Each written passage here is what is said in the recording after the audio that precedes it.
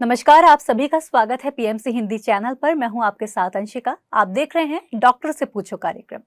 तो आज इस कार्यक्रम में, आज के एपिसोड में हम डिस्कस करने वाले हैं एक ऐसी बीमारी जो काफी कॉमन है और बहुत घातक भी है। जी हाँ, आज हम बात करेंगे टीबी यानी कि ट्यूबरक्लोसिस के बारे में।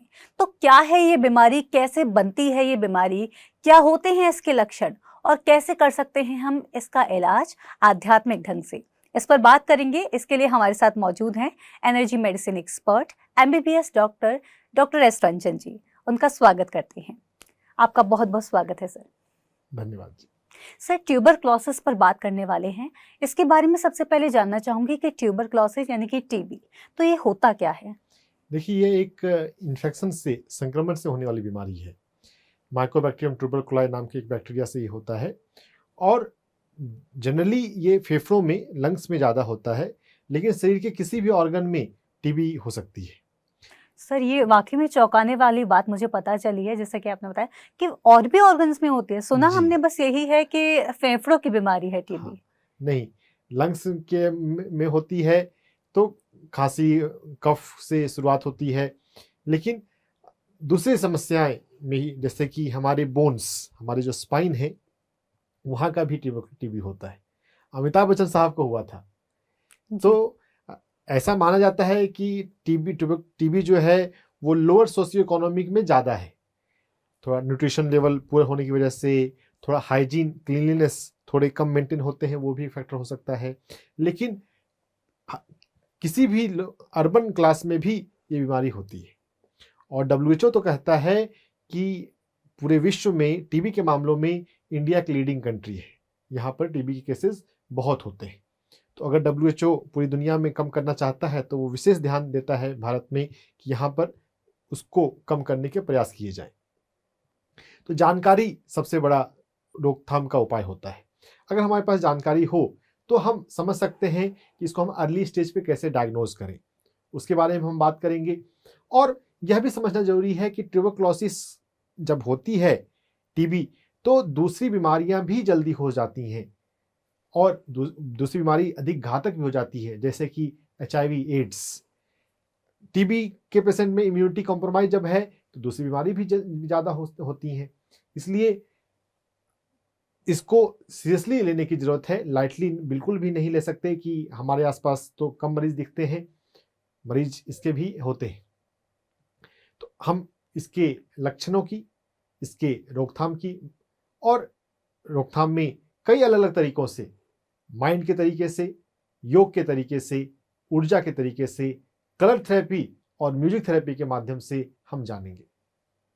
सर, अब मैं आपसे जानना चाहूंगी कि टीबी में आखिर होता क्या है? मतलब फेफड़ों में होता है, ये हमें पता है, तो वहां पर क्या वेन्स में प्रॉब्लम होती है, क्या होता है? इसको थोड़ा ऐसे समझना चाहूंगी। देखिए, जो हमारे जो फेफड़े हैं जी। जो हमारी सांसें जाती हैं सांसों की नलियों में, तो सांसों की नलियों का ये जो ब्रोंकस है, ब्रोंकाई है, ब्रोंक्यूल है, ये पार्ट्स हैं जिनके थ्रू सांसें अंदर जा रही हैं। तो उनके जो अंदर हमारे जो लंग टिश्यूज़ हैं, ये सांसों से फैलने वाली बीमारी है। जो इन्फेक्शन होता है, जो हम सांस लेते हैं, अगर हम किसी ऐसे व्यक्ति के संपर्क में हैं जिसको ट्यूबरक्लोसिस का इन्फेक्शन है, या किसी ऐसे वातावरण में है जहाँ पे उसके बैक्टीरियाज हवा में हैं, तो वो हमारी श्वसन नली के माध्यम से हमारे फेफड़ों में जा सकता है। तो ये डायरेक्ट इसका इन्फेक्शन हमारे श्वास से ही होता है। इसीलिए कहा जाता है कि अगर कोई टीबी का मरीज हो तो उसे मास्क पहनकर ही बाहर निकलना चाहिए और उसे थोड़ा अलग थलग रहना चाहिए, भीड़ में ज़्यादा नहीं जाना चाहिए। अगर टीबी के मरीज इन बातों का ध्यान रखें तो उनसे दूसरे लोगों को रोग कम फैलेगा। मरीज को मास्क लगाने की ज़रूरत है। जो स्वस्थ लोग हैं उन्हें मास्क लगाने की ज़रूरत नहीं है, उन्हें अपने इम्यूनिटी पर काम करने की ज़रूरत है, जिसके बारे में आज हम बात करेंगे। सर, तो टीबी के लक्षण क्या होते हैं, इसके बारे में थोड़ा बताएं। देखिए, पहले हम लंग टीबी, जो कॉमन फॉर्म ऑफ टीबी है, उसकी जी। बात करते हैं। इसमें क्या होता है कि खांसी जो है वो लंबी खांसी चलती है। खांसी में बलगम आता है और उस बलगम में कभी कभी ब्लड भी आ सकता है। तो अगर कोई ऐसी खांसी है जो 3 हफ्ते तक या उससे लंबी चल रही है तो वैसे मरीजों को चेक कराना चाहिए। अगर खांसी में बलगम में ब्लड आता है तो चेक कराना चाहिए। इसमें इवनिंग में फीवर आता है, रात में स्वेटिंग भी होती है और वीकनेस, लेथार्जीनेस, थका थका महसूस करना और कमजोरी के लक्षण होते हैं और बहुत बार वेट लॉस भी होता है। तो इनफैक्ट हम कभी भी अगर हमारे जीवन में ऐसा होता है कि हम वीकनेस को, कमजोरी को थोड़े लंबे दिनों तक महसूस कर रहे हैं तो हमें अपना वेट चेक करना चाहिए। वेट वेइंग मशीन तो बहुत कॉमन है, बहुत जगह पे आसानी से मिल जाती है, कितने लोग अपने घरों में भी रखते हैं। तो जब भी कभी आपको वीकनेस लगती है तो अपना वेट चेक करें। वेट को मॉनिटर करना वैसे भी एक हेल्दी प्रैक्टिस है। अगर वेट में कमी आती है तो आपको प्रोएक्टिव बेसिस पर डॉक्टर के पास विजिट करना चाहिए। लक्षण जो है ये कफ में अगर बलगम आते हैं फिर तो उसकी जांच होती है, बलगम की जांच होती है। डॉक्टर के पास आप जाते हैं तो एक्सरे निकाला जाता है, चेस्ट का एक्सरे। लेकिन लक्षण तो रात में बुखार का आना, स्वेटिंग का होना, कमजोरी का होना और खांसी, बलगम वाली खांसी 3 हफ्ते या उससे अधिक की है। ये सारे लक्षण लंग्स टीबी के हैं। सर, ये तो जैसे आपने बताया कि लंग्स टीबी के ये लक्षण होते हैं, और भी जो कई प्रकार के टीबी होते हैं उनमें से जो कॉमन हो सकते हैं उनके बारे में थोड़ा बताएं। बाकी तो कॉमन नहीं होते हैं, बाकी थोड़े रेयर ही हैं। लेकिन फिर भी चलिए बोन टीबी, स्पाइन टीबी का एग्जांपल ले लेते हैं जो अमिताभ बच्चन साहब को हुआ था ना। क्या होता है उसमें, बैक में जो जहां पर स्पाइन है जो दर्द होना शुरू हो गया और जो दर्द हो रहा है तो फिर जांचें कराते हैं। नॉर्मल जनरली बैक पेन के जब पेशेंट आते हैं हॉस्पिटल में, जब मैं था बैक पेन के पेशेंट तो बहुत आते हैं, तो हम सिंपल सिर्फ पेन किलर उनको देते हैं पहले एक बार 1 वीक 2 वीक, तो ऐसे हम देखते हैं। और जब उसमें रिलीफ नहीं मिलता है, बेड रेस्ट के लिए कहते हैं, कुछ एक्सरसाइज के लिए कहा जाता है, कुछ फिजियोथेरेपी के लिए कहा जाता है। जब वो नहीं होता है तो हम अलग अलग चेक कराते हैं। तो उसमें ये चेक कराने पर ही पता चल सकता है। बोन टीबी, स्पाइन टीबी के स्पेसिफिक लक्षण कुछ नहीं हो सकते, बस सिंपल बैक पेन ही एक लक्षण होता है। वो जांच कराने पर ही उसकी पता चलेगा कि इसमें इन्फेक्शन बोन में है क्या। तो सर, टीबी में जब ट्रीटमेंट की बात आती है, हम एलोपैथी को जैसे कि लगभग ज़्यादातर लोग एलोपैथी की ओर ज़्यादा जाते हैं। तो जब टीबी की बात आती है तो वहाँ पर ट्रीटमेंट को ऐसा किया गया है, इस तरह से है कि बहुत लंबा ट्रीटमेंट है, और अगर बीच में हम ट्रीटमेंट रोकते हैं तो हमें दोबारा से शुरू करना होता है। एक तो ये जानना चाहूँगी कि ये कहाँ तक ठीक है, ऐसा कुछ है या नहीं? और दूसरी बात कि जब दवाइयाँ खा रहे हैं, रेगुलर दवाइयाँ खा रहे हैं, तो उनके साइड इफ़ेक्ट्स भी होते होंगे, तो उनके बारे में भी बताइए। ये आप जो बात कर रहे हैं ये एमडीआर टीबी की बात कर रहे हैं। पेशेंट कंप्लायंस भारत में पुअर है, तो एमडीआर टीबी के केसेस भी काफ़ी मिल जाते हैं। इसके लिए एजुकेशन और काउंसलिंग की ज़रूरत काफ़ी है। जो साइड इफ़ेक्ट्स की आपने बात करी, साइड इफ़ेक्ट्स तो हर एक एलोपैथी दवाइयों में के होते हैं और अलग अलग व्यक्ति को, किसी को भी हो सकते हैं, किसी को होते हैं, किसी को नहीं होते हैं। लेकिन टीबी की जो दवाइयाँ हैं इसके साइड इफ़ेक्ट्स थोड़े से कॉमन हैं। जो सिंपल साइड इफ़ेक्ट्स तो हैं उसमें तो एसिडिटी होती है, नोजिया, वोमिटिंग होता है, उबकाई आती है, उल्टी हो जाती है। तो पेशेंट पहले से कमज़ोर है और उसको और अगर उल्टी वगैरह आती है तो यह भी और उसकी कमज़ोरी को कभी कभी बढ़ा देता है।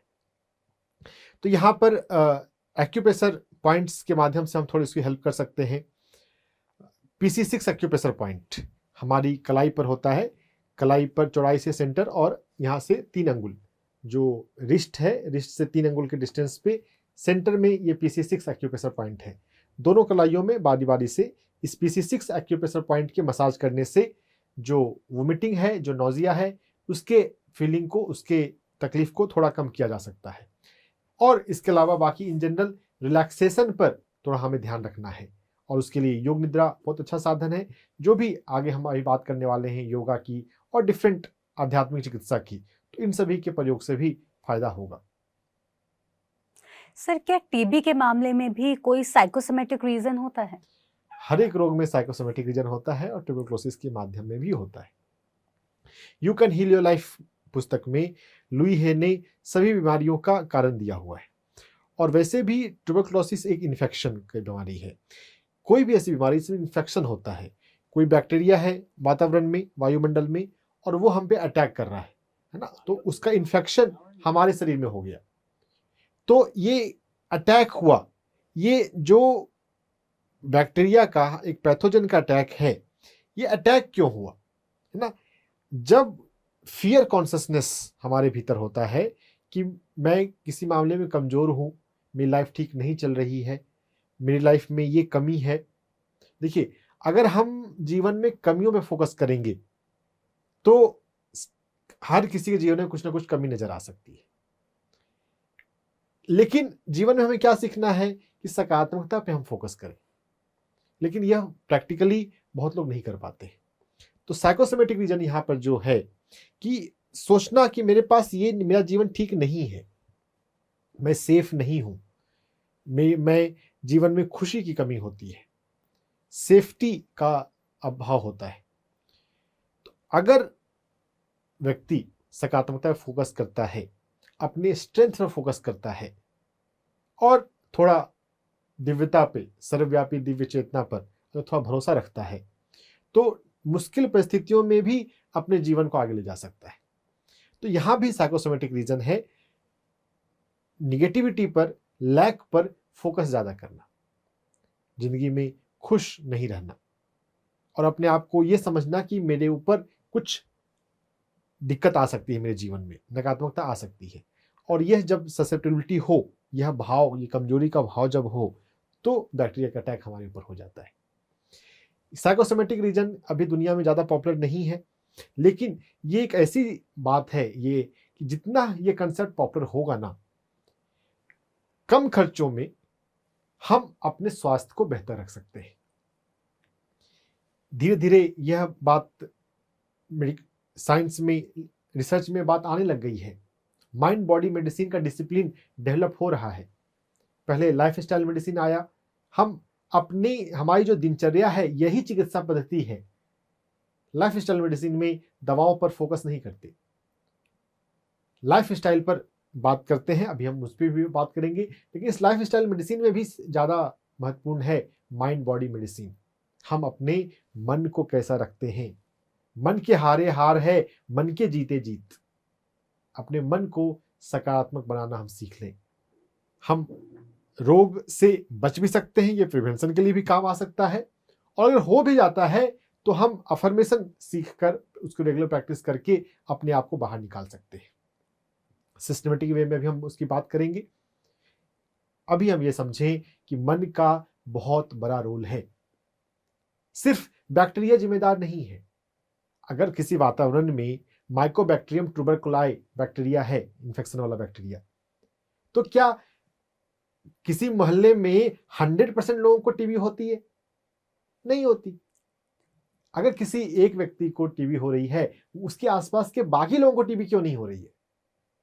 तो समझ में आ जाएगा कि अलग अलग व्यक्ति की इम्यूनिटी अलग अलग है। अलग अलग व्यक्ति की इम्यूनिटी अलग अलग क्यों है?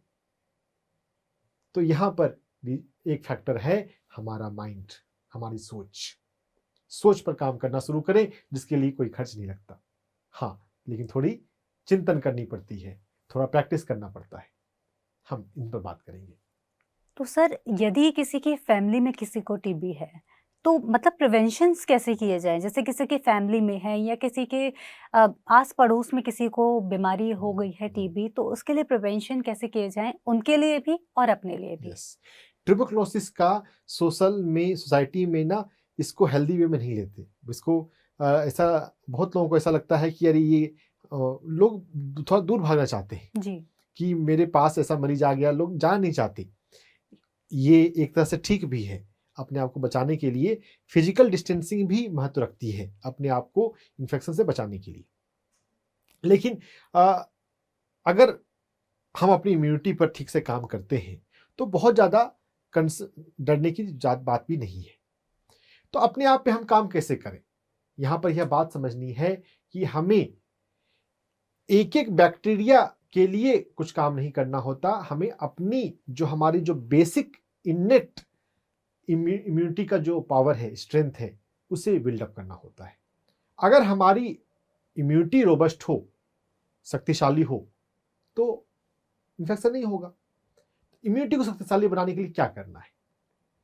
देखिए, सबसे पहले सबसे बेसिक बात, सबसे इजी प्रैक्टिस जो है वह तो है ध्यान और योग।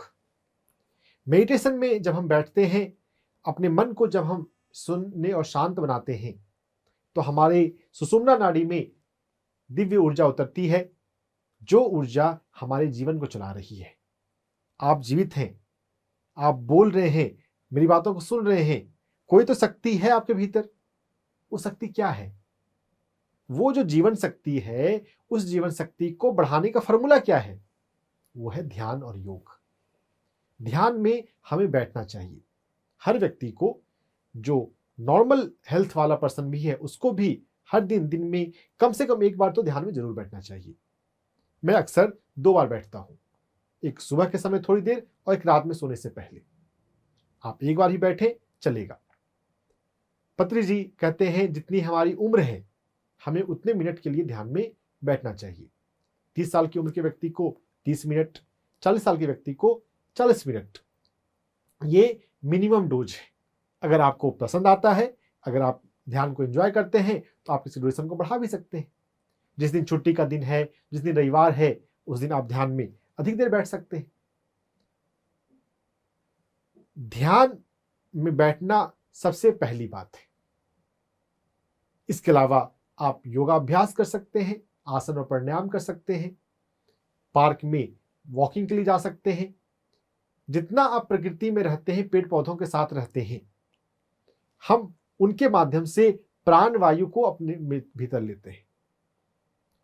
तो अगर आपके पास सुविधा हो तो सुबह में घर पर मत रहिए, चले जाइए पास के पार्क में, वहां थोड़ा दौड़ लगाइए या सिंपल वॉकिंग कीजिए। फिर कहीं पे बैठकर थोड़ा प्राणायाम करें। अनुलोम विलोम प्राणायाम सबसे अच्छा प्राणायाम है, जिसे लेटेस्ट मेडिकल साइंस में कार्डियक कोहेरेंस ब्रीदिंग कहा जा रहा है। हमारी ही पद्धति जब वेस्टर्न से रिसर्च होकर आती है तो हम उसको अलग दृष्टि से देखते हैं। अनुलोम विलोम का साइंटिफिक नाम पड़ा है कार्डियक कोहेरेंस ब्रीदिंग। हमारे हार्ट के रिदम में कोहेरेंस आ जाता है, एक समलयता आ जाती है अनुलोम विलोम प्राणायाम के अभ्यास से। ये एक बहुत अच्छा प्राणायाम है। आप स्पोर्ट्स एक्टिविटी में भाग ले सकते हैं। जितना हम एक्सरसाइज करते हैं उससे भी हमारी इम्यूनिटी अच्छी होती है। इसलिए कोई भी रनिंग है, कोई भी ऐसा प्रोसेस है जिसमें कि हमें ब्रीदिंग हमारी तेज चल रही है, तो इससे लंग का एक्सरसाइज हो रहा है। तो फिजिकल एक्टिविटी, स्पोर्ट्स में आप भाग लें। बहुत लोग एक्सरसाइज करते हैं, एक्सरसाइज भी हमारे शरीर के लिए बहुत अच्छा है। सर, जैसा कि आपने बताया था कि इस बीमारी में रिलैक्सेशन की बहुत ज़्यादा ज़रूरत होती है, तो रिलैक्सेशन के मेथड्स के बारे में आपसे जानना चाहूँगी कि कौन से मेथड्स अपनाएं जिससे रिलैक्स जो पेशेंट हैं वो महसूस करें। देखिए, योग निद्रा एक पॉपुलर मेथड है और बहुत अच्छा मेथड है, जिसमें कि गाइडेड रिलैक्सेशन होता है। लिटा के शवासन की कंडीशन में शरीर के एक एक पार्ट्स को महसूस करना होता है और रिलैक्स करना होता है। बिहार स्कूल ऑफ योगा स्वामी निरंजन सरस्वती के द्वारा इस योग निद्रा को काफ़ी पॉपुलर किया गया है। अब तो हर योग परंपरा में इसका अभ्यास हो रहा है और इंटरनेट पर, यूट्यूब पे भी इसकी रिकॉर्डिंग मिल जाती हैं। मेरी आवाज़ में भी योग निद्रा है यूट्यूब पर। बहुत सरल अभ्यास है और बहुत अच्छा अभ्यास है। इसके अभ्यास से भी रिलैक्सेशन जब होगी तो मन खुश रहने लग जाएगा और हमारी इम्यूनिटी बढ़ने लग जाएगी। योग निद्रा और ध्यान मिलती जुलती प्रैक्टिस है, लेकिन अलग प्रैक्टिस है। दोनों को ही भी हम अपने जीवन में शामिल कर सकते हैं। अगर दोनों का समय नहीं है तो हम योग निद्रा को पहले समझें, सीखें। योग निद्रा आसान है और लेट के चूंकि करना होता है तो बहुत आसानी से सभी लोग कर सकते हैं। सर, योग निद्रा के अलावा और क्या आध्यात्मिक रास्ते हो सकते हैं जिनसे हम इसको अचीव कर सकें? बहुत अच्छा सवाल। देखिए, योग निद्रा से हमने रिलैक्सेशन सीखा, हम मन को शांत करना सीखा हमने। ध्यान के माध्यम से हम मन को शून्य कर रहे हैं, शून्य हो रहे हैं तो ऊर्जा से हम जुड़ रहे हैं। जो ऊर्जा जीवन चलाती है उस ऊर्जा से कनेक्ट हो रहे हैं। अब जो ये मन जो शून्य हो रहा है, अब इस शून्य मन को हम कैसे पॉजिटिव बनाएं? एक काम हम ये कर सकते हैं, और जो दूसरी ऊर्जा जो हमारी सुषुम्ना नाड़ी में, हमारे चक्रों में आ रही है, इसको बूस्ट अप करने के लिए क्या और कुछ चक्रा हीलिंग या म्यूजिक हीलिंग का हम उपयोग कर सकते हैं? तो पहले हम माइंड पे बात करते हैं। देखिए, मन के सोचने से सब कुछ होता है। हमारे जीवन में जो भी है वो मन से ही शुरू होता है। कोई भी काम करते हैं तो पहले हम प्लानिंग करते हैं, है ना?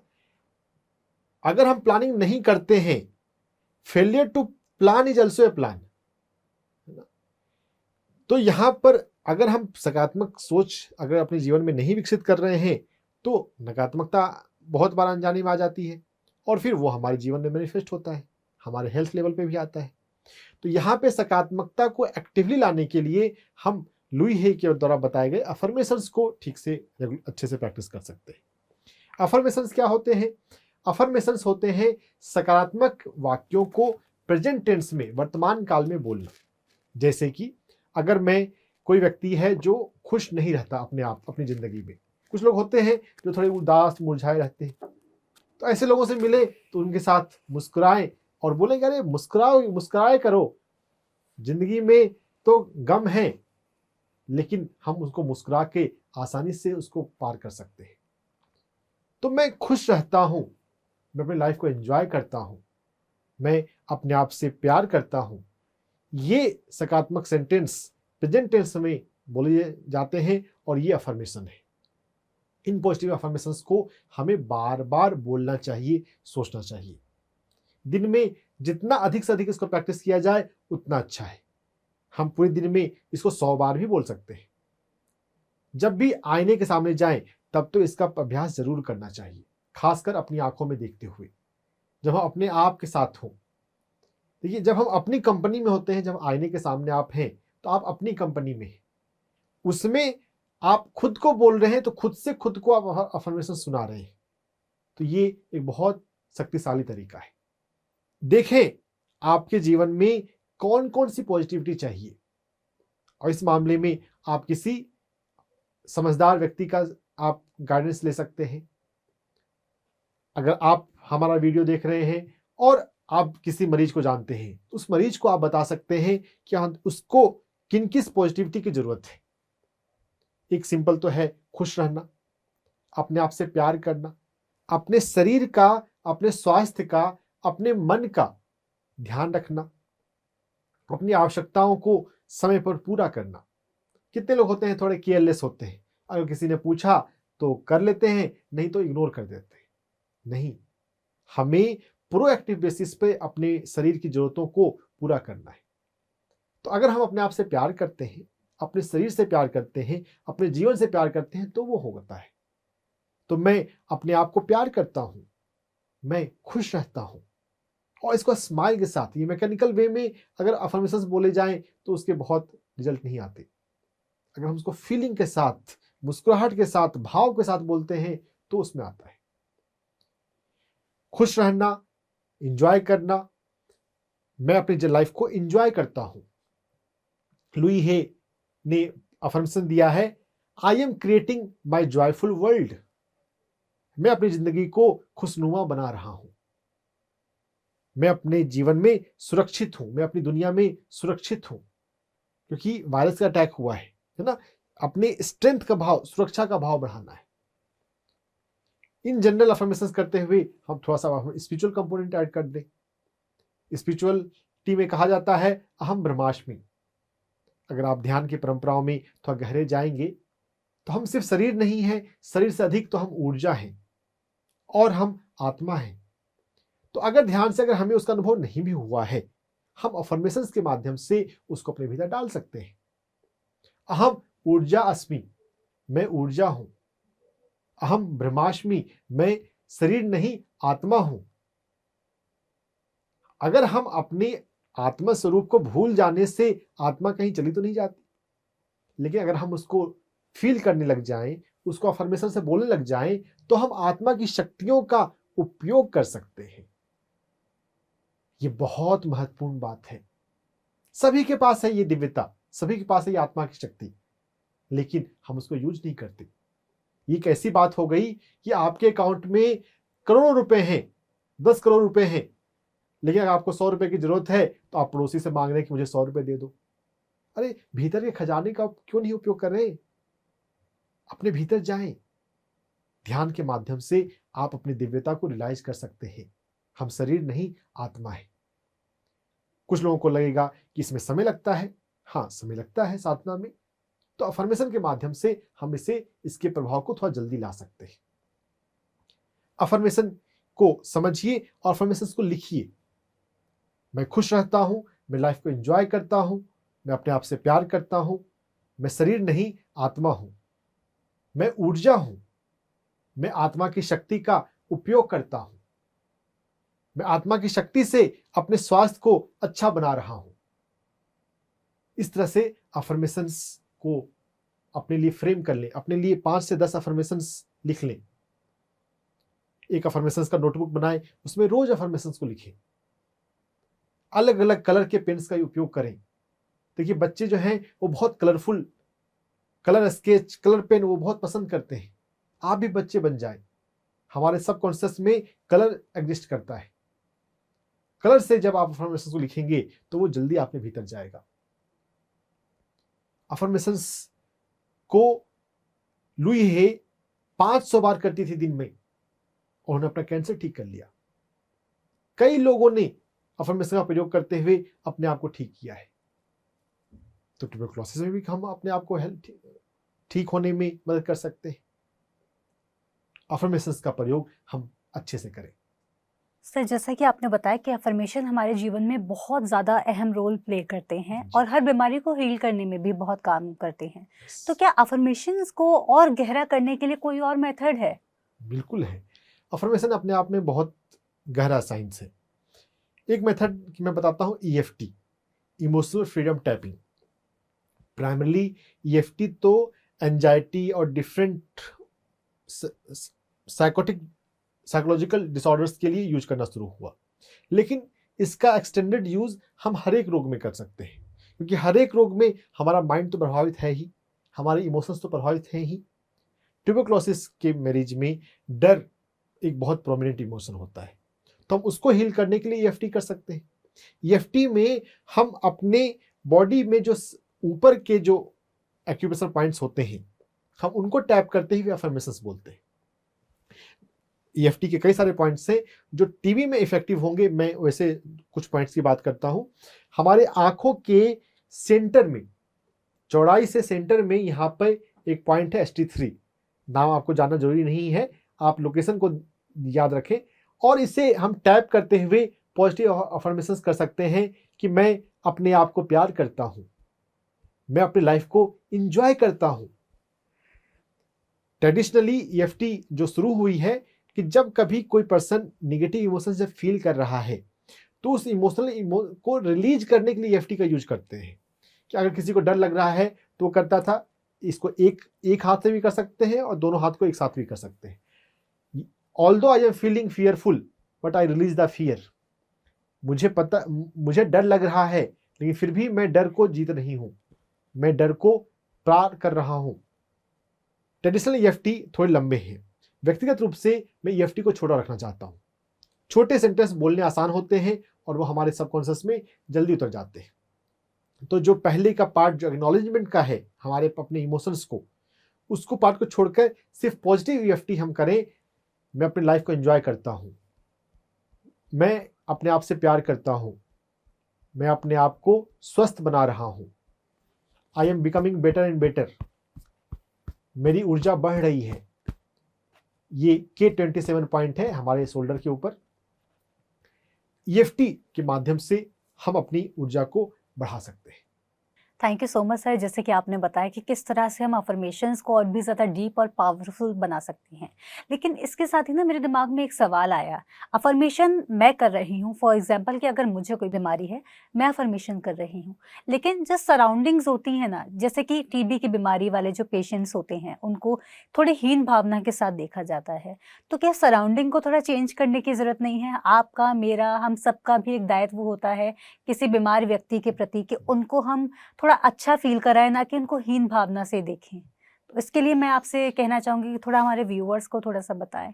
देखिए, आपकी बात एक सही है, लेकिन ना एक एक एक पहलू इस यहाँ पे एक और भी है कि जिसको कहते हैं कि हम जैसी एनर्जी कैरी कर रहे होते हैं, वैसी एनर्जी के वाइब्रेशन हम रिलीज करते हैं। बल्कि यहाँ तक कि कहा गया है कि अगर किसी बिल्कुल शांत कमरे में एक वीणा के तार को झंकृत किया जाए, अगर उस कमरे में कोई दूसरी वीणा रखी हो तो उसके तार भी हल्के-हल्के हिलने लग जाते हैं। अगर आप इसको ऐसे देखें कि आप अपने घर से सुबह-सुबह निकले स्माइल करते हुए, तो अगर कोई व्यक्ति और दूसरा कोई व्यक्ति से मिलता है, तो स्माइल करते हुए व्यक्ति को देख के हम खुद खुद स्माइल नहीं करने लग जाते। बिल्कुल। लेकिन अगर कोई व्यक्ति डिप्रेस होता है, उदास होता है, तो उसको देख के कभी-कभी तो हमारे पास अवेयरनेस होती है, तो हम सोचते हैं पता नहीं इसके जीवन में क्यों दुःख है। लेकिन कभी-कभी हम अनजाने में दूसरों के इमोशंस को अपने ऊपर ले लेते हैं।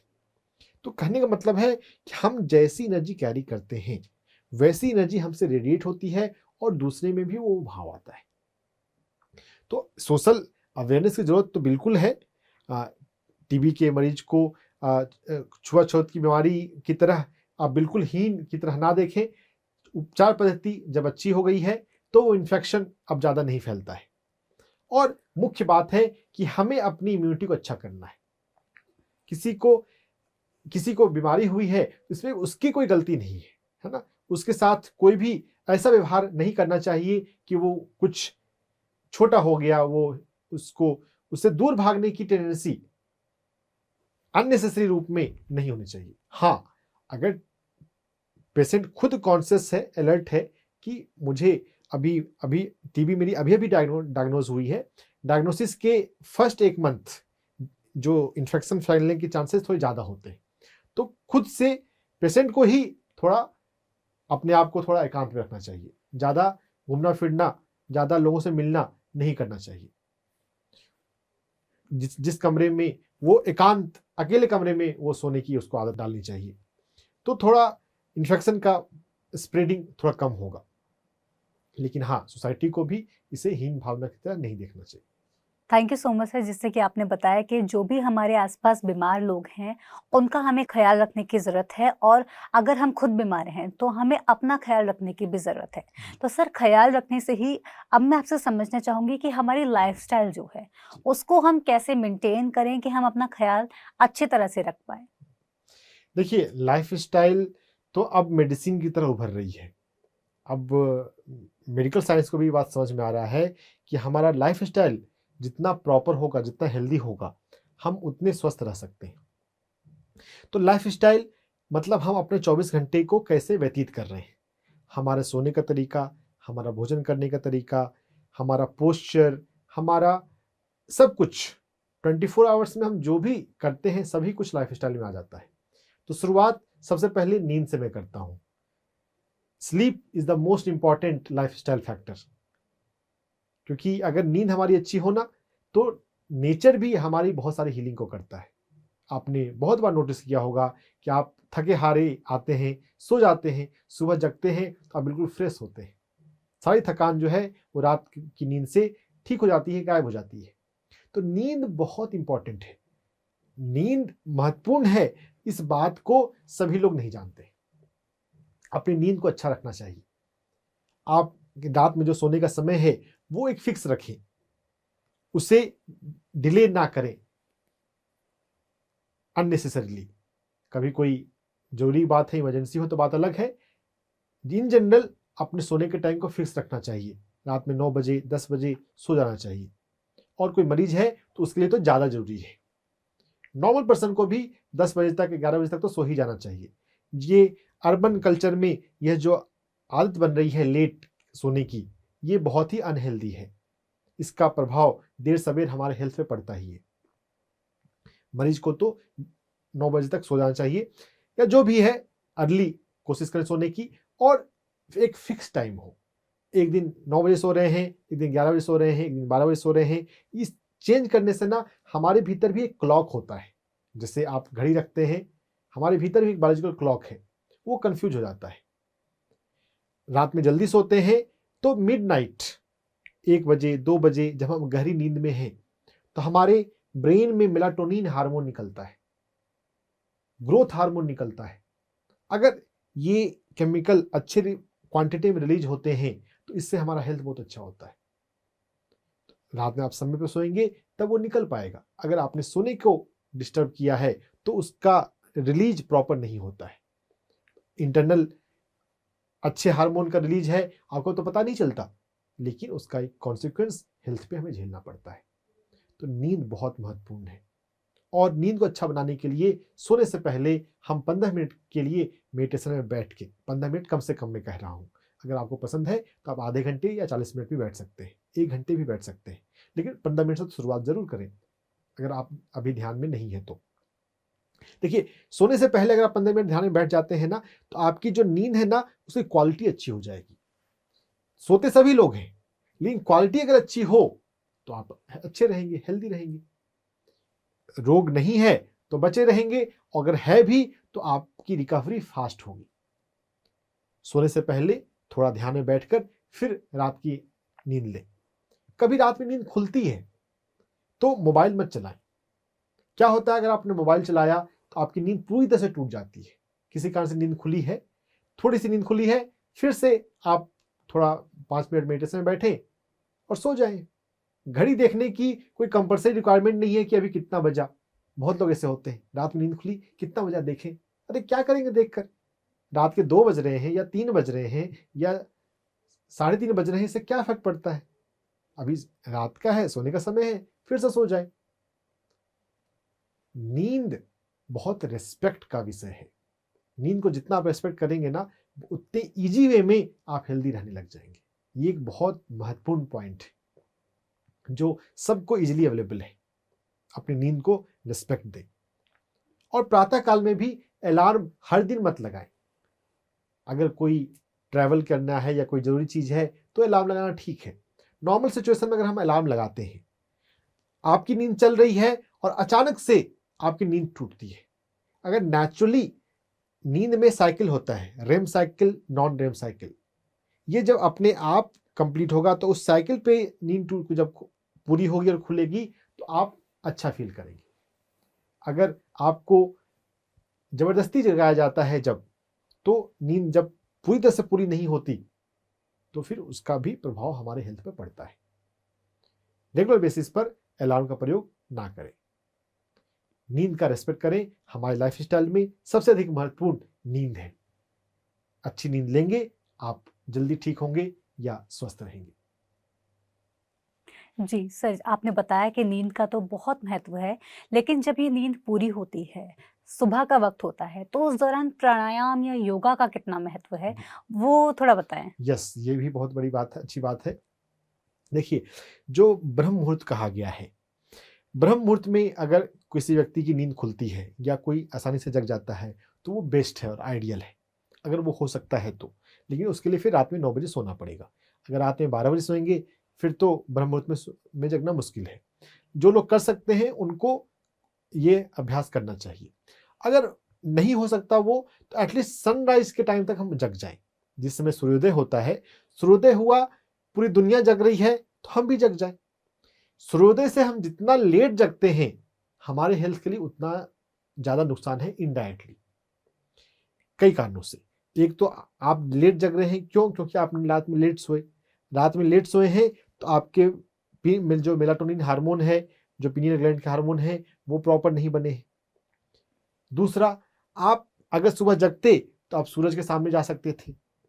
जो सूर्योदय का जो सूरज होता है, पहले 1 घंटे, पहले 2 घंटे, अभी गर्मी का मौसम आ गया है तो 1 घंटे ज्यादा अच्छा बात है। पहले 1 घंटे में सूरज से बहुत अच्छी हीलिंग प्राण एनर्जी वाली रेज निकलती है। अगर हम सूर्योदय के पहले 1 घंटे में अगर जाके सिर्फ सूर्य प्रकाश में बस सिर्फ खड़े हों, कुछ करें नहीं, सिर्फ खड़े भी होना, तो हमें बहुत अच्छी हीलिंग एनर्जी मिलती है। ये एक ऐसा समझिए, कोई एक ऐसी मेडिसिन है जो आपको फ्री में मिल रही है प्रकृति के माध्यम से, और इसके कोई साइड इफेक्ट्स भी नहीं है। इसके कोई साइड इफेक्ट नहीं है जी। अगर आप सूर्योदय में, अगर आप सूर्य प्रकाश में बैठते हैं, उसके कोई साइड इफेक्ट नहीं है। जो यूवी रेज का कंसर्न होता है वो दोपहर के सूरज में होता है, और उसमें भी आप अगर अधिक देर रहते हैं तो, अगर आप 2-4 मिनट के लिए हो तो उससे भी कोई फर्क नहीं पड़ता। अगर हम यूवी रेज के साइड इफेक्ट की बात कर रहे हैं तो ऐसे में दोपहर में जाने की जरूरत नहीं है, जाना तो सुबह के सूर्योदय में ही है। सुबह के सूरज में जो सूर्य प्राण है वो हम इजीली अब्जॉर्व कर सकते हैं। तो अपने शरीर में हल्के कपड़े पहनते हुए, थोड़े कम कपड़े पहनते हुए, ताकि स्किन पे थोड़ा सनलाइट लगे, वैसा हमें सूर्य प्रकाश के सामने बैठना चाहिए या वॉकिंग करना चाहिए। बैठना ज़्यादा अच्छा है, क्योंकि हम बैठ के प्राणायाम कर सकते हैं, ध्यान कर सकते हैं, नहीं तो थोड़ा वॉकिंग कर ले। तो वॉकिंग भी एक तरह का एक्सरसाइज है। एक्सरसाइज करने से भी हमारे भीतर इंडोर्फिन्स रिलीज होते हैं, हैप्पी हार्मोन। तो सूर्य प्रकाश में वॉकिंग करें, एक्सरसाइज करें, तो हम बहुत आसानी से अपने आप को अच्छा रख सकते हैं। तो सुबह जगेंगे तो ये हो पाएगा जी। रात में जल्दी सोना, टाइम पर सोना, सुबह जल्दी जगना, सूर्योदय से पहले या एटलीस्ट सूर्योदय तक जग जाना, मॉर्निंग में वॉकिंग करना, प्राणायाम करना, अगर आपको ठीक लगे तो एक्सरसाइज करना या ध्यान में बैठना, जो भी आपको ठीक लगे। देखिए, अलग अलग व्यक्ति के अलग अलग टेम्परामेंट होते हैं, वात पित्त कफ अलग अलग प्रकृति होती है, उसके अनुसार ना व्यक्ति की अलग अलग लाइकिंग होती है। अलग अलग प्रकृति के लोगों की अलग अलग लाइकिंग होती है। जो भी आपको ठीक लगे, जितने भी अमाउंट में ठीक लगे, इसमें देखिए कोई हार्ड एंड फास्ट रूल नहीं है कि इतने मिनट प्राणायाम करने के बाद ही इतना देर ध्यान में बैठना है। जो आपको ठीक लगे वो करें। हम ध्यान को अधिक रिकमेंड करते हैं, क्योंकि ध्यान का जो हमारे भीतर जो हीलिंग जो होती है वो सबसे ज्यादा ध्यान का प्रभाव होता है। तो ध्यान में थोड़ा अधिक देर समय बिताया करें। लाइफ स्टाइल में अर्ली स्लीप, अर्ली राइज और अर्ली मॉर्निंग सन एक्सपोजर, ये दो महत्वपूर्ण चीज है। सर, क्या मुद्राओं का भी कोई महत्व है इस दौरान हीलिंग में? बिल्कुल है। देखिए, जो ट्यूबरकुलोसिस का जो इन्फेक्शन है, इसकी वजह से अक्सर वेट लॉस होता है। वेट लॉस जब भी हो रहा है किसी व्यक्ति को, ट्यूबरकुलोसिस की कमी हो रही है जी। पृथ्वी प्राण की कमी है, पृथ्वी तत्व की कमी है, तो वेट लॉस हो रहा है। ये ट्यूबरकुलोसिस के अलावा दूसरे रोगों के लिए भी लाभदायक है। तो पृथ्वी मुद्रा करने से हम अपने वेट को बढ़ा सकते हैं। तो जो भी ट्यूबरकुलोसिस के मरीज हैं उनको ये पृथ्वी मुद्रा भी दो तरीके से की जाती है। मैं जो अभी तरीका बता रहा हूँ उसे समझिए। रिंग फिंगर को बेस से टच करना, अपने अंगूठे से जब हम रिंग फिंगर को टच करें, ऐसा 10 से 15 मिनट दिन में 3 बार आप कर सकते हैं। अगर ज्यादा आप करना चाहें तो ज्यादा भी कर सकते हैं, 3 बार आप करें 10 से 15 मिनट। तो ये आपके वेट को, अगर वेट आपका कम हो चुका है, जिनका वेट कम हो चुका है उनके लिए ज्यादा जरूरी है। अगर कोई टीबी का मरीज ऐसा है कि इसका वेट अभी कम नहीं हुआ है, तब पृथ्वी मुद्रा में आप थोड़ा आप middle part of the ring finger को टच करते हुए आप पृथ्वी मुद्रा करें। ये भी पृथ्वी मुद्रा है और यह भी पृथ्वी मुद्रा है। अगर वेट लॉस हो चुका है तो आप जड़ पे टच करें, अगर वेट लॉस अभी नहीं हुआ है तो आप बीच में टच करें। सिर्फ टच करने मात्र से हमारे शरीर में पृथ्वी तत्व संतुलित होने लग जाता है, और अगर हम जड़ में टच करने हैं तो बढ़ने लग जाता है।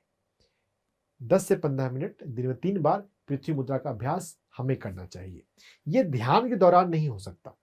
ध्यान के दौरान तो हमें रिलैक्स होना है, ज्यादा से ज्यादा रिलैक्स होना है, ताकि हम शून्य हो सकें और हमारे सुषुम्ना नाड़ी में, हमारे चक्रों में ऊर्जा उतरनी शुरू हो। यह उठते बैठते चलते आप अलग अलग टाइम पे, किसी भी टाइम पर पृथ्वी मुद्रा का अभ्यास कर सकते हैं। तो सर, जैसे कि आपने बताया कि लाइफस्टाइल को मेंटेन करना बहुत ज़्यादा ज़रूरी है, और एक छोटे छोटे से स्टेप्स हैं जिनको करने से हम अपनी पूरी लाइफस्टाइल को मेंटेन कर सकते हैं। तो सर, लाइफस्टाइल को मेंटेन करते हुए क्या एक्यूप्रेशर पॉइंट्स, कलर थेरेपी और कोई भी चीज़ें हैं जिनके द्वारा हम और भी ज़्यादा हेल्दी रह सकें या जो बीमारी है उसको हील कर सकें? बिल्कुल है। मैं पहले एक्यूप्रेशर पॉइंट्स की बात करता जी। हूँ। वॉकिंग करते हुए या घर में बैठे हुए हम एक्यूप्रेशर पॉइंट बहुत आसानी से कर सकते हैं। ये फेफड़े का इन्फेक्शन है, फेफड़े में वीकनेस आती है, तो LU1 एक्यूप्रेशर पॉइंट होता है जो कोई दूसरा व्यक्ति कर सकता है। LU1 एक्यूप्रेशर पॉइंट पेशेंट खुद से नहीं कर सकता। पेशेंट खुद से LU5 एक्यूप्रेशर पॉइंट पे मसाज कर सकता है। हमारे अंगूठे की लाइन में एल्बो पर, एल्बो के आगे के हिस्से पर, यहाँ पर LU5 एक्यूप्रेशर पॉइंट है। इस LU5 एक्यूप्रेशर पॉइंट को मसाज करते हुए आप अपने लंग को मजबूत बना सकते हैं। दोनों हाथों में इस LU5 एक्यूप्रेशर पॉइंट को मसाज करना है। टीबी आपके किसी भी एक लंग में हो, आपको काम दोनों लंग पे करना है। क्योंकि क्या होता है, कितनी बार डिटेक्ट हुआ है कि अभी तो फेफड़े जो टीबी है वो लेफ्ट लंग में है, लेकिन कई बार वो दूसरे लंग में ही पहुंच जाती है। तो प्रिकॉशन के बेसिस पर एक्यूप्रेशर में आपको खुद से मसाज करना है, कोई एक्स्ट्रा टाइम बहुत ज़्यादा नहीं लगता। चाहे आपके टीबी एक ही साइड हो तो भी आपको दोनों तरफ एक्यूप्रेशर करना है। LU5 एक्यूप्रेशर पॉइंट पे करेंगे और LU6 एक्यूप्रेशर पॉइंट हमारी कलाई और हमारी कोहनी के बीच में, थंब की लाइन में, ये LU6 एक्यूप्रेशर पॉइंट है। दोनों हाथों में बारी बारी से LU6 एक्यूप्रेशर पॉइंट पे दबाएंगे। LU6 एक्यूप्रेशर पॉइंट दबाने पर दर्द नहीं मिलता है। LU5 एक्यूप्रेशर पॉइंट पे दर्द मिल सकता है। दर्द आपको मिले या ना मिले, आपको दोनों हाथों में LU5 और LU6 एक्यूप्रेशर पॉइंट का मसाज करना है। ये हो गया मेरिडियन एक्यूप्रेशर। इसके अलावा हम रिफ्लेक्सोलॉजी एक्यूप्रेशर में अपने थंब के नीचे जो मसल है, फूला हुआ हिस्सा, हम इसको दोनों हाथों में मसाज कर सकते हैं। इससे हम अपने लंग को हेल्दी बना सकते हैं। इसके अलावा हम कलर थेरेपी पे काम कर सकते हैं। बियोल मेरिडियन होते हैं हमारे फिंगर्स पे, तो जो हमारा लंग मेरिडियन है उस पर हम ब्राउन कलर लगाएंगे दोनों हाथों में, इंडेक्स फिंगर पे। ये बहुत बारीक होते हैं, छोटे होते हैं, लेकिन हम इसको, अगर हम इस पर ब्राउन कलर या ब्राउन कलर ना हो तो हम काला रंग लगाएंगे, नीला रंग भी चलेगा, तो हम इससे अपने लंग को हम एक्टिव कर सकते हैं। ये हो गए हमारे अपर बॉडी पार्ट्स पे एक्यूप्रेशर पॉइंट। हमारे पैर में एंकल के पास है SP5 एक्यूप्रेशर पॉइंट, हम उसका भी यूज कर सकते हैं। और जो K7 एक्यूप्रेशर पॉइंट है वहां पे हम सिर्फ ब्राउन कलर लगा के सिर्फ कलर थेरेपी कर लें, वो भी काफी है। K7 एक्यूप्रेशर पॉइंट हमारे एंकल से पीछे 2 अंगुल ऊपर होता है, तो वहां पे सिर्फ ब्राउन कलर लगा के छोड़ देंगे तो वो लंग को हेल्दी रखने में मदद करेगा। सर यहाँ पर जैसे कि आपने बताया एक्यूप्रेशर पॉइंट्स का बताया, कलर थेरेपी का बताया, सुजोग के बारे में क्या वो कलर थेरेपी के अंदर ही आ जाता है? सुजोग के बारे में थोड़ा समझना चाहूंगी। जो हमने बियोल कलर किया, ये सुजोग का ही जी। ब्रांच है, और जो हमने यहाँ पर ये किया ये भी सुजोग के अंदर आता है।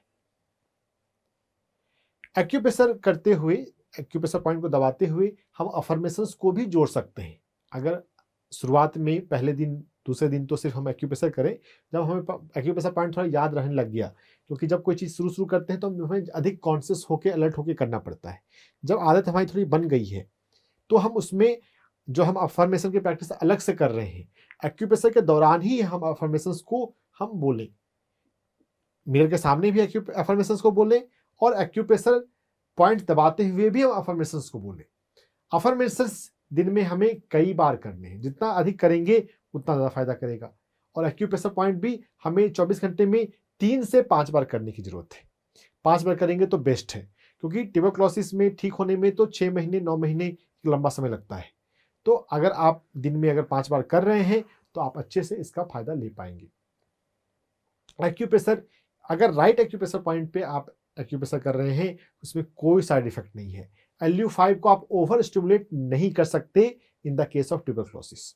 LU6 को आप किसी भी केस में ओवर स्टिमुलेट नहीं कर सकते। LU6 जितना, ये LU6 तो एक हेल्दी पर्सन, नॉर्मल पर्सन भी अपने लंग को हेल्दी रखने के लिए इसको मसाज कर सकता है। LU6 मसाज करेंगे तो हमारा लंग हेल्दी रहेगा। तो एक्यूप्रेशर में ओवर स्टिमुलेशन या साइड इफेक्ट इन जनरल नहीं होते हैं। सर एक्यूप्रेशर के अलावा और कौन सी थेरेपीज होती हैं जिनके द्वारा हम यहाँ पर काम कर सकते हैं? हम म्यूजिक थेरेपी, चक्र थेरेपी यूज कर सकते हैं। हमने अध्यात्म में सुना है कि हमारी सुषुम्ना नाड़ी में 7 चक्र हैं। जी। तो हमारा है लंग्स, फेफड़े के सेंटर में 2 लंग्स के बीच में हृदय चक्र है। अगर हमारा हृदय चक्र अगर संतुलित हो तो हमारा लंग्स संतुलित रहेगा। तो राग ललित शास्त्रीय संगीत में 7 स्वर हैं, है ना। ये 7 स्वर हमारे चक्रों से जुड़े होते हैं। तो राग ललित और राग कल्याण, जिस भी राग में कल्याण नाम आता है, ये ऐसे राग कॉम्बिनेशन बहुत सारे हो जाते हैं। राग यमन कल्याण, राग श्याम कल्याण, जिस भी राग में कल्याण है वो हमारे शरीर को मजबूती देता है, हमारी स्ट्रेंथ को बिल्डअप करता है। राग ललित और राग कल्याण के संगीत को, किसी इंस्ट्रूमेंटल संगीत को हम डायरेक्ट भी सुन सकते हैं, हम आंख बंद करके सुन सकते हैं, और उस संगीत को सुनते हुए हम ध्यान में बैठ सकते हैं। म्यूजिक थेरेपी भी बहुत सरल है, सुलभ है, इंटरनेट पर, यूट्यूब पर इजीली मिल जाएंगी। थोड़ा सा आपको थोड़ा मेहनत करना पड़ेगा, सर्च करना पड़ेगा। थोड़े यंगस्टर्स का यूज करना चाहिए। यूट्यूब पे थोड़ी सेटिंग करनी होती है कि थोड़े लंबे ट्रैक आपको मिल जाए, और अगर एक बार आपने उसको कर लिया, डाउनलोड कर लिया, तो आराम से आप उसको 24 घंटे में कभी भी सुन सकते हैं। रात में नींद नहीं आ रही है, उसको सुनिए, सुनते सुनते सो जाइए। म्यूजिक सुनते सुनते आप ध्यान में बैठ सकते हैं, म्यूजिक को ऐसे भी सुन सकते हैं। कोई आप लाइट वर्क कर रहे हैं जिसमें बहुत ज़्यादा फोकस अटेंशन की जरूरत नहीं है, तब भी आप संगीत को चला सकते हैं। संगीत चिकित्सा तो बहुत सरल है और बहुत इफेक्टिव है, इसको हम लाइटली ना लें। अगर हम ठीक से रेगुलर यूज करेंगे ना, तो पाएंगे कि हम इससे हमारे इंटरनल स्ट्रेंथ बनने लग जाते हैं। तो रागा थेरेपी, म्यूजिक थेरेपी का हम यूज कर सकते हैं। जो लोग समय दे सकते हैं वो संगीत सीख भी सकते हैं, अगर चाहे तो अगर हम बोलेंगे करेंगे तो हम ज़्यादा इन्वॉल्व होंगे, नहीं तो सुनना तो ऑप्शन है ही। Thank you so much sir, आपने इतनी सारी थेरेपीज़ के बारे में हमें बताया कि कैसे हम इन थेरेपीज़ के द्वारा हील हो सकते हैं और भी ज़्यादा बीमारियां हमारे आसपास ना आए, उसके लिए भी हम अपने आप को थोड़ा स्ट्रॉन्ग बना सकते हैं।